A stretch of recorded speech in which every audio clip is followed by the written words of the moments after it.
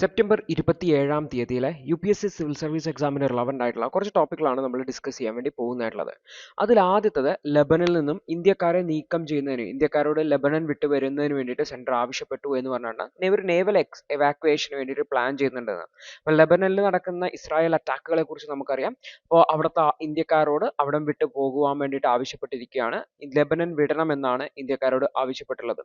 അപ്പോൾ Indian embassy ഉണ്ട് ബെയ്റൂത്തിലുള്ള, അവരും ഈ ഒരു സിറ്റിസൺസിനോട് ലെബനനിലേക്ക് ട്രാവൽ ചെയ്യരുത് എന്ന് പറഞ്ഞിട്ടുണ്ട്. ബിക്കോസ് ഇസ്രായേൽ ലെബനനെ അറ്റാക്ക് ചെയ്യുന്നുണ്ട്, ടാർഗറ്റ് കരമാർഗമുള്ള അറ്റാക്കുകളും സ്റ്റാർട്ട് ചെയ്യും എന്ന് പറയുന്നുണ്ട്. അപ്പോൾ ഇത് കൂടാതെ ഈ ഒരു ഇന്ത്യക്കാരെ, അവിടെയുള്ള ഇന്ത്യക്കാരെ നേവൽ എവാക്വേഷൻ നടത്തുന്നതിന് വേണ്ടി, അതായത് നേവിയുടെ ഫ്ലൈറ്റുകൾ വിട്ടുകൊണ്ട് അല്ലെങ്കിൽ കടൽ മാർഗമൊക്കെ എവാക്വേറ്റ് ചെയ്യുന്നതിന് വേണ്ടിയിട്ടുള്ള ശ്രമങ്ങളും നടത്തുന്നുണ്ട് എന്നുള്ളതാണ് വാർത്തയിൽ വരുന്നതായിട്ടുള്ളത്. അപ്പോൾ ഇത് നമ്മളുടെ രാജ്യം എടുത്ത ഒരു സ്റ്റെപ്പിനെ കുറിച്ചായിട്ട് നമ്മൾ ഓർത്തു വെക്കുക. അപ്പോൾ ലെബനൻ എന്ന് പറയുന്ന കൺട്രിയെ നിങ്ങൾ ഓർത്തു വെക്കണം. അപ്പോൾ ഈ ഒരു റീജിയനെ ലെവൻറ്റ് റീജിയൻ എന്നാണ് പറയുക. നമ്മുടെ മെഡിറ്ററേനിയൻ സീയുടെ ഈസ്റ്റേൺ മാർജിൻ വരുന്ന ഏരിയ ആണ്. അപ്പോൾ ഇവിടെയാണ് ലെബനൻ എന്ന് പറയുന്ന രാജ്യം വരിക. വെസ്റ്റ് ഏഷ്യൻ കൺട്രിയാണ്. അപ്പോൾ ഇതിൻ്റെ നോർത്തിലും അതുപോലെ തന്നെ ഈസ്റ്റ് സൈഡിലും സിറിയനെ കാണാൻ പറ്റും. സൗത്തിൽ നമുക്ക് ഇസ്രായേലാണ്. ഒരു വെസ്റ്റ് സൈഡിൽ നമുക്ക് മെഡിറ്ററേനിയൻ സീയെ കാണാൻ പറ്റും. അതേപോലെ തന്നെ ഇതിൻ്റെ അടുത്ത് തന്നെ സൈപ്രസ് എന്ന് പറയുന്ന ദ്വീപ് നമുക്ക് മെഡിറ്ററേനിയൻ സീയിൽ കാണാൻ പറ്റും. ഇതിൻ്റെ ക്യാപിറ്റലാണ് ബെയ്റൂത്ത്. അത് തന്നെയാണ് അവരുടെ ലാർജസ്റ്റ് സിറ്റി. അപ്പോൾ ഇതാണ് ലെബനൻ എന്ന് പറയുന്നത്. ഇത് മെഡിറ്ററേനിയൻ സീ ആണ്. മുകളിലും അതുപോലെ തന്നെ ഈസ്റ്റ് സൈഡിലും നമുക്ക് സിറിയനെ കാണാൻ പറ്റും. സൗത്ത് സൈഡിൽ നമുക്ക് ഇസ്രായേലിനെ കാണാൻ പറ്റും. അപ്പോൾ ഇസ്രായേൽ ലെബനന്റെ മേൽ അറ്റാക്ക് ചെയ്യാണ്. ബെയ്റൂത്ത് അവരുടെ പോർട്ട് സിറ്റിയാണ്. ഇതാണ് സൈപ്രസ് എന്ന് പറയുന്ന മെഡിറ്ററേനിയൻ സീയിലുള്ള അടുത്തുള്ള ഒരു ദ്വീപ് രാഷ്ട്രം. അപ്പോൾ ഇതാണ് ലെബനനെ കുറിച്ച് ഓർത്തു വെക്കുക. അപ്പോൾ ഈ ഒരു പ്രദേശത്തെയാണ് ലെവൻറ്റ് റീജിയൻ എന്നുകൂടി ഓർത്തു വെക്കുക. ഇത് മുന്നേ UPSC ചോദിച്ചിട്ടുള്ളതാണ് എന്നുകൂടി മനസ്സിലാക്കുക. അടുത്തൊരു വാർത്ത എന്ന് വെച്ചാൽ ഈസ്റ്റേൺ രാജസ്ഥാൻ കനാൽ പ്രൊജക്റ്റുമായി ബന്ധപ്പെട്ടതാണ്. അപ്പോൾ രാജസ്ഥാനും മധ്യപ്രദേശും ചേർന്നിട്ട് eastern Rajasthan canal project sign ചെയ്തു. അതിൻ്റെ റിവർ ലിങ്കിങ് പ്രൊജക്റ്റ് സൈൻ ചെയ്യുന്നതാണ്. അപ്പോൾ എന്താണ് റിവർ ലിങ്കിങ് പ്രൊജക്റ്റ്, എന്താണ് ഇതുകൊണ്ട് ഉദ്ദേശിക്കുന്നതെന്നാണ് നമ്മൾ നോക്കാൻ വേണ്ടി പോകുന്നതായിട്ടുള്ളത്. അപ്പോൾ രാജസ്ഥാനും മധ്യപ്രദേശും ഒരു മെമ്മോറാണ്ടം ഓഫ് എഗ്രിമെൻറ്റ് സൈൻ ചെയ്തിട്ടുണ്ട്. അതായത് ഈസ്റ്റേൺ രാജസ്ഥാൻ കനാൽ പ്രൊജക്റ്റിൻ്റെ അതിൻ്റെ റിവൈസ്ഡ് വേർഷൻ അല്ലെങ്കിൽ മോഡിഫൈഡ് വേർഷൻ. അതായത് ഈ ഒരു പ്രൊജക്റ്റ് കൊണ്ട് ഉദ്ദേശിക്കുന്നത് വെച്ചാൽ ചമ്പൽ നദിയുടെ ഉപനദികളുണ്ട്, അവയും ചമ്പൽ നദിയെയും തമ്മിൽ കണക്ട് ചെയ്യുക. അതുവഴി ആ ഒരു പ്രദേശത്ത് വെള്ളത്തിൻ്റെ ലഭ്യത ഉറപ്പുവരുത്തുക എന്നുള്ളതാണ്. നമ്മുടെ രാജ്യത്തിൻ്റെ ഒരു പ്രശ്നം എന്ന് വെച്ച് കഴിഞ്ഞാൽ ഒരേ സമയത്ത് ചില സ്ഥലങ്ങളിൽ വരൾച്ചയുണ്ടാവും, ചില സ്ഥലത്ത് നമുക്ക് ഫ്ലഡിങ് ഉണ്ടാവും. അപ്പോൾ അധികമുള്ള വെള്ളത്തെ വരൾച്ചയുള്ള സ്ഥലത്തേക്ക് എത്തിക്കാൻ പറ്റുവാണെങ്കിൽ നമുക്ക് എന്ത് ചെയ്യാൻ വേണ്ടി പറ്റും? ആ ഒരു വെള്ളത്തെ യൂട്ടിലൈസ് ചെയ്യാനും പറ്റും, അത്തരത്തിലുള്ള ദുരന്തത്തെ ഒഴിവാക്കാനും പറ്റും. അപ്പോൾ ഇവിടെ ആക്ച്വലി ഈ ഒരു ചമ്പൽ നദിയുടെ ഉപനദികളിലായിട്ടുള്ള ആ നദികളെയും ചമ്പൽ നദിയെയും തമ്മിൽ കണക്ട് ചെയ്ത് രാജസ്ഥാനിലേക്ക് വെള്ളം എത്തിക്കുക എന്നുള്ളതാണ് ഉദ്ദേശമായിട്ടുള്ളത്.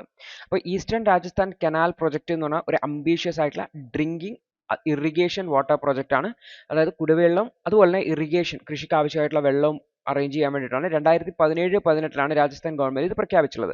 അപ്പോൾ രാജസ്ഥാനിലെ 13 ജില്ലകൾ ഇതിൻ്റെ ബെനിഫിറ്റ് ആണ്. അപ്പോൾ ആക്ച്വലി ഉദ്ദേശിക്കുന്നത് വെച്ചാൽ റെയിനി സീസണിൽ അധികമായിട്ടുള്ള വെള്ളത്തെ ഹാർവസ്റ്റ് ചെയ്യുക എന്നുള്ളതും അത് ചമ്പലിൻ്റെ അതുപോലെ തന്നെ അതിൻ്റെ ട്രൈബ്യൂട്ടറീസിലേക്കൊക്കെ ആയിട്ട് മാറ്റി ഇടുന്ന വഴി രാജസ്ഥാനിൽ വെള്ളത്തിൻ്റെ ലഭ്യത ഉറപ്പുവരുത്തുക എന്നുള്ളതാണ്. പ്രത്യേകിച്ചും ഈ ഒരു 13 ജില്ലകളിലെ വെള്ളത്തിന് വലിയ സ്കാസിറ്റി ആണുള്ളത്, കുടിവെള്ളത്തിനായിക്കോട്ടെ കൃഷിക്കായിക്കോട്ടെ. അപ്പോൾ ഈ ആ ഒരു പ്രശ്നത്തെ അഡ്രസ്സ് ചെയ്യാൻ വേണ്ടിയിട്ട് ഇത് സഹായിക്കും എന്ന് നമുക്ക് കാണാൻ പറ്റും. അപ്പോൾ രണ്ട് സംസ്ഥാനങ്ങളും ഈ ഒരു എഗ്രിമെൻറ്റിൽ സൈൻ ചെയ്തു. അപ്പോൾ നമുക്കിതൊരു കോപ്പറേറ്റീവ് ഫെഡറലിസം, ഫെഡറൽ യൂണിറ്റുകൾ തമ്മിലുള്ള സഹകരണത്തിന് ഒരു ഉദാഹരണമായിട്ട് നമുക്കിത് പറയാൻ വേണ്ടി പറ്റും. കോപ്പറേറ്റീവ് ഫെഡറലിസത്തിൻ്റെ ഉദാഹരണമായിട്ട് നമുക്ക് പറയാൻ വേണ്ടി പറ്റും. അപ്പോൾ ഈ രണ്ട് സംസ്ഥാനങ്ങളും ആ ഡ്രിങ്കിങ് നീഡ്സിനും ഇൻഡസ്ട്രിയൽ വാട്ടർ നീഡ്സും ഒക്കെ മീറ്റ് ചെയ്യുന്നതിന് വേണ്ടിയിട്ട് ഈ വെള്ളത്തിൻ്റെ ലഭ്യത ഉറപ്പുവരുത്തും. ഏകദേശം 2051 വരെയാണ് കരാർ വെച്ചിട്ടുള്ളത്. അപ്പോൾ ഇതിൽ പ്രധാനമായിട്ടും വരുന്ന റിവേഴ്സ് എന്ന് പറഞ്ഞാൽ ചമ്പൽ, അതുപോലെ തന്നെ കാളി സിന്ധ്, അതുപോലെ തന്നെ പാർവതി അല്ലെങ്കിൽ പാർബതി തുടങ്ങിയിട്ടുള്ള റിവേഴ്സ് ആണ്. ഇവ തമ്മിലാണ് ഇന്റർലിങ്കിങ് നടക്കുന്നതെന്നും കൂടി ഓർത്തു വെക്കാം. അപ്പോൾ ഇതാണ് ഈ ഒരു ചമ്പൽ നദിയുടെ പാത്ത് എന്ന് പറഞ്ഞാൽ ചമ്പൽ നദീനെ കാണാൻ പറ്റും. അതിൻ്റെ ഒരു റിവറാണ് പാർവതി, മറ്റൊരു റിവറാണ് കാളി സിന്ധ്. ഇവ തമ്മിലാണ് ഇന്റർലിങ്കിങ് നടക്കുക എന്നുകൂടി ഓർത്തു വയ്ക്കേണ്ടതായിരുന്നു. അപ്പോൾ ആക്ച്വലി ഇതിന് ചുറ്റുമായിട്ട് നാഷണൽ ചമ്പൽ സാങ്ച്വറിയും കൂടി ഉണ്ട്, ചമ്പൽ റിവറിന് ചുറ്റുമായിട്ട് എന്നുകൂടി ഓർത്തു വയ്ക്കേണ്ടതായിരുന്നു. ഈ ചമ്പൽ എന്ന് പറയുന്നത് യമുനയുടെ ഒരു റൈറ്റ് ബാങ്ക് ട്രൈബ്യൂട്ടറി ആണെന്നും കൂടി ഓർത്തു വെക്കേണ്ടതായിട്ട്. റൈറ്റ് ബാങ്ക് ട്രൈബ്യൂട്ടറി ആണ് എന്നുകൂടി ഓർത്തു വെക്കാം. അപ്പോൾ ആക്ച്വലി നമുക്കിത് നോക്കിക്കഴിഞ്ഞാൽ നമുക്ക് രാജസ്ഥാനിലേക്കൂടെയാണ് വരുന്നത്, അതിനുശേഷം മധ്യപ്രദേശിലേക്ക് വരുന്നുണ്ട് എന്നുകൂടി ഓർത്തു വെക്കേണ്ടതായിട്ട്. അപ്പോൾ നമുക്ക് ഈ ഒരു സംഭവം ഒന്ന് ഓർത്തു വയ്ക്കാൻ വേണ്ടിയിട്ട് ശ്രമിക്കുക. അടുത്തൊരു വാർത്ത തെലങ്കാനയിലെ ഈ ഒരു മൽക്കാപൂർ എന്ന് പറഞ്ഞ ലേക്കിൽ പണിതിട്ടുള്ള ഒരു ബിൽഡിംഗ്, അനധികൃതമായി പണിതിട്ടുള്ള ബിൽഡിംഗ് ഡിമോളിഷ് ചെയ്തു എന്ന് പറഞ്ഞിട്ടുള്ള വാർത്തയാണ്. അപ്പോൾ ഇവിടെ ആക്ച്വലി നമുക്ക് ഭയങ്കര ഇമ്പോർട്ടൻ്റ് ആയിട്ടുള്ള കാര്യമൊന്നുമില്ല. നമുക്ക് ഈ ഒരു മൽക്കാപൂർ എന്ന് പറയുന്ന ലേക്ക് ഏത് സംസ്ഥാനത്തിലാണെന്നുള്ള കാര്യം മാത്രമാണ്. അപ്പോൾ ആക്ച്വലി അത് തെലങ്കാനയാണ് എന്ന് ഓർത്തു വെച്ചാൽ മതി. കാരണം ഏതെങ്കിലും ഒരു ഓപ്ഷനിൽ മൽക്കാപൂർ ലേക്ക് കാണുമ്പോൾ നിങ്ങൾക്കത് മനസ്സിലാവണം തെലങ്കാനയിൽ ഇന്ന വിഷയത്തിൽ വന്ന ലേക്ക് ആയിരുന്നു എന്നുള്ളത്. അപ്പോൾ മൽക്കാപൂർ ലേക്ക് എന്ന് പറഞ്ഞാൽ തെലങ്കാനയിലുള്ള ഒരു ലേക്കാണ്. അവിടെ പണിതിട്ടുള്ള ഹൈദരാബാദിന് അടുത്തായിട്ടുള്ള ഒരു സ്ഥലമാണ്. അപ്പോൾ ആ ഒരു കാര്യം ഒന്ന് ഓർത്ത് വെച്ചാൽ മതി. ജസ്റ്റ് പ്രിലിംസിന് ഈ ഒരു ഡാറ്റ മൽക്കാപൂറിലേക്ക് ഏത് സ്റ്റേറ്റിലാണ് എന്നുള്ളത് ചിലപ്പോൾ ഏതെങ്കിലും ഓപ്ഷനിൽ വരാം, ചിലപ്പോൾ ഇത് തന്നെ ചോദിക്കാം എന്നുകൂടി ഓർത്ത് വെക്കാം. അടുത്തൊരു വാർത്ത, നമ്മളുടെ ജുഡീഷ്യൽ പ്രൊസീഡിങ്സ് ഇപ്പോൾ വീഡിയോ കോൺഫറൻസിങ് വഴി ചെയ്യുന്നുണ്ട്. അതായത് ജുഡീഷ്യൽ പ്രൊസീഡിങ്സ് ലൈവായിട്ട് നമുക്ക് കാണാൻ വേണ്ടി പറ്റും. അല്ലെങ്കിൽ അതിൻ്റെ വീഡിയോ ക്ലിപ്പിംഗ്സ് നിങ്ങൾക്ക് യൂട്യൂബിലും മറ്റുമൊക്കെ കാണാൻ പറ്റും. പക്ഷെ ഇവിടെ കാണുന്നൊരു പ്രശ്നം എന്ന് വെച്ചാൽ ഈ ജഡ്ജിമാർ കോടതിയിൽ പറയുന്ന ചെറിയ ചെറിയ കാര്യങ്ങളെ പോലും ഹൈലൈറ്റ് ചെയ്യുന്ന ഒരു സാഹചര്യം കാണുന്നുണ്ട്. ഇടയിൽ എന്തെങ്കിലും ഒരു തമാശ പറഞ്ഞു പോയി കഴിഞ്ഞാൽ ആ തമാശ ഹൈലൈറ്റ് ചെയ്ത് വരും എന്നുള്ളതാണ്.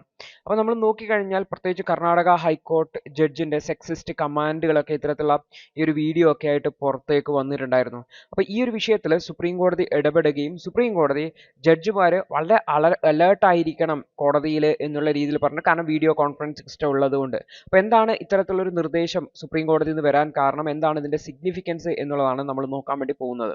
അപ്പോൾ ജഡ്ജസിൻ്റെ റെസ്പോൺസിബിലിറ്റിയെ സംബന്ധിച്ചാണ്. അതായത് ജഡ്ജസ് അവരുടെ കമൻറ്റുകളും അവരുടെ ബിഹേവിയറും വളരെ ശ്രദ്ധയോടെ വേണം. കാരണം ലൈവ് സ്ട്രീം ചെയ്ത പ്രൊസീഡിങ്സിലൂടെയാണ് ഇത് പബ്ലിക് പെർസെപ്ഷൻ, എങ്ങനെയാണ് ജഡ്ജസ്മാർ കാര്യങ്ങളെ അപ്രോച്ച് ചെയ്യുന്നത് എന്നുള്ള ആ ഒരു പബ്ലിക് പെർസെപ്ഷനെ ബാധിക്കാൻ സാധ്യതയുണ്ട്. അതുവഴി ജുഡീഷ്യൽ സിസ്റ്റത്തിൻ്റെ വിശ്വാസ്യതയെ തന്നെ ബാധിക്കാൻ സാധ്യതയുണ്ട് എന്നാണ് സുപ്രീം കോടതി പറയുന്നതായിട്ടുള്ളത്. അതായത് ജുഡീഷ്യറിയുടെ പ്രവർത്തനങ്ങൾ എന്ന് പറഞ്ഞു കഴിഞ്ഞാൽ പ്രിൻസിപ്പിൾ ഓഫ് ഫെയർനെസ്, എല്ലാവരോടും തുല്യ പോലെ, അതുപോലെ ഇക്വാലിറ്റിയും ഉറപ്പുവരുത്തിയിട്ടുണ്ടാവണം ഭരണഘടനയുടെ അടിസ്ഥാനം. അതായത് ഒരു തരത്തിലുള്ള പേഴ്സണൽ ബയാസുകളും ജുഡീഷ്യൽ പ്രൊസീഡിങ്സിലോ ജുഡീഷ്യറിയുടെ ഓർഡറുകളിലോ വരാൻ പാടില്ല എന്നുള്ളതാണ്. അതുകൊണ്ട് തന്നെ ജഡ്ജസ്മാർ ഇത്തരത്തിലുള്ള കോടതി പ്രൊസീഡിങ്സിനിടയിൽ കാഷ്വൽ ആയിട്ടുള്ള കമൻറ്റുകൾ പോലും പറയാൻ പാടില്ല. കാരണം അത് ജഡ്ജസിനെ സംബന്ധിച്ചുള്ള അല്ലെങ്കിൽ ജുഡീഷ്യറിയെ സംബന്ധിച്ചുള്ള ആ ഒരു പെർസെപ്ഷനിൽ മാറ്റം വരുത്താൻ സാധ്യതയുണ്ട്. അല്ലെങ്കിൽ അതൊരു മിസ്അണ്ടർസ്റ്റാൻഡിങ്ങിലേക്ക് പോകാൻ, ജഡ്ജ് ഇങ്ങനെയാണ് ചിന്തിക്കുന്നത്, പിന്നെ എങ്ങനെയാണ് ഇത്തരത്തിലുള്ള വിധി ഉണ്ടാവുന്നത് എന്നുള്ള രീതിയിലേക്ക് പോകും എന്നുള്ളതാണ് പറയുന്നുള്ളത്. അപ്പോൾ ജഡ്ജസ്മാർ വളരെ ഫെയർ ആയിട്ടുള്ള അൺബയാസ് ആയിട്ടുള്ള ജഡ്ജ്മെന്റ് കൊണ്ടുവരണം, കമൻറ്റുകൾ പറയണം എന്നുള്ളതാണ് പറഞ്ഞത്. അപ്പോൾ ഈ ഒരു ഫെയർനെസ് എന്ന് പറയുന്നത് എല്ലാവരോടും ഒരുപോലെ അല്ലെങ്കിൽ ഫെയർ ആയിട്ട് പെരുമാറുക എന്നുള്ളത് ജുഡീഷ്യൽ പ്രോസസ്സിന്റെ ഇന്റഗ്രിറ്റിക്ക് വളരെ എസെൻഷ്യൽ ആണ്. അതായത് ഈ ജുഡീഷ്യറിയുടെ പ്രോസസ്സിന്റെ മേലെ പബ്ലിക്കിന് കോൺഫിഡൻസ് ഉണ്ടാവണം, അല്ലെങ്കിൽ ലീഗൽ സിസ്റ്റത്തിന് മേലെ ജനങ്ങൾക്ക് കോൺഫിഡൻസ് ഉണ്ടാവണം, ആത്മവിശ്വാസം ഉണ്ടാവണം എന്നുണ്ടെങ്കിൽ ഈ ഒരു പ്രോസസ്സ് എല്ലാം തന്നെ ഫെയർ ആയിരിക്കണം.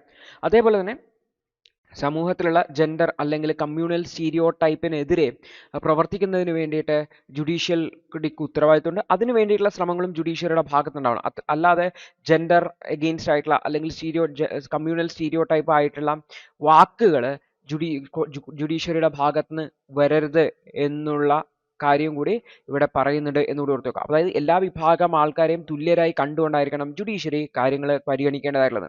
അപ്പോൾ ബയാസ്ഡ് ആയിട്ടുള്ള ജഡ്ജ്മെന്റ്സ് അല്ലെങ്കിൽ ബയാസ്ഡ് ആയിട്ടുള്ള കമന്റുകളോ ജഡ്ജസിന്റെ ഭാഗത്ത് നിന്ന് ഉണ്ടാവുന്ന സമയത്ത് അത് സൊസൈറ്റിയിലെ ഇനീക്വാലിറ്റി അല്ലെങ്കിൽ സോഷ്യൽ ഡിവിഷന് കാരണമാകും എന്നുള്ളത് കൂടി ഓർത്ത് വെക്കുക. അതുകൊണ്ട് ഇക്വിറ്റബിൾ ആയിട്ടുള്ള ഒരു സൊസൈറ്റിയെ ഉണ്ടാക്കുക എന്നുള്ളതാണ് ജഡ്ജസിന്റെ ഉത്തരവാദിത്തം. അതായത് ഇത്തരത്തിലുള്ള ബയാസ് ആയിട്ടുള്ള ജുഡീഷ്യൽ ജഡ്ജ്മെന്റ് ഉണ്ടാവുന്നതിന് പകരം അതിൽ നിന്ന് ഫ്രീ ആയിട്ടുള്ള ജുഡീഷ്യൽ ജഡ്ജ്മെന്റ് ആണ് ഉണ്ടാവുന്നത്. എല്ലാ വിഭാഗം കമ്മ്യൂണിറ്റിയുടെയും അവകാശങ്ങളെ സംരക്ഷിച്ചുകൊണ്ട് എല്ലാവരെയും തുല്യരായി കണക്കാക്കിക്കൊണ്ടുള്ള ഒരു ക്രമമാണ് ജുഡീഷ്യറിയുടെ ഭാഗത്തുള്ളത്. അതുവഴി മാത്രമേ ജുഡീഷ്യറിയുടെ മേലെയുള്ള പബ്ലിക് ട്രസ്റ്റിനെ ഉറപ്പുവരുത്താൻ പറ്റുള്ളൂ എന്നുമാണ് പറയുന്നത്.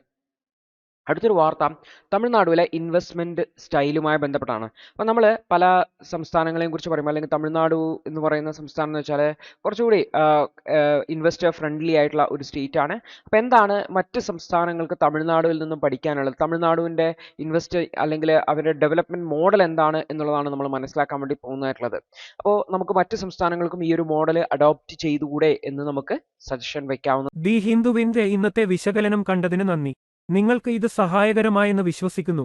ഇന്നത്തെ ബാക്കിയുള്ള വാർത്തകളുടെ വിശകലനത്തിനു വേണ്ടി ഞങ്ങളുടെ ന്യൂസ് അനാലിസിസ് ക്ലാസ്സിൽ ജോയിൻ ചെയ്ത് പഠിക്കാവുന്നതാണ്. ഒരു മാസം വെറും 159 രൂപയ്ക്ക് നിങ്ങളുടെ UPSC തയ്യാറെടുപ്പിന് ആവശ്യമായ എല്ലാ പ്രധാന വിശദാംശങ്ങളും ഉൾക്കൊള്ളുന്ന ഒരു സമഗ്രമായ ന്യൂസ് അനാലിസിസ് നിങ്ങൾക്ക് മലയാളത്തിൽ ലഭിക്കും. കൂടാതെ സിവിൽ സർവീസിനു വേണ്ടിയുള്ള ജനറൽ സ്റ്റഡീസ് ക്ലാസുകൾ കൂടി മലയാളത്തിൽ മനസ്സിലാക്കി പഠിക്കാൻ ഞങ്ങളുടെ ലേണേഴ്സ് അൺലിമിറ്റഡ് ക്ലാസ്സിൽ ജോയിൻ ചെയ്യാം. മാസം വെറും 1500 രൂപയ്ക്ക്.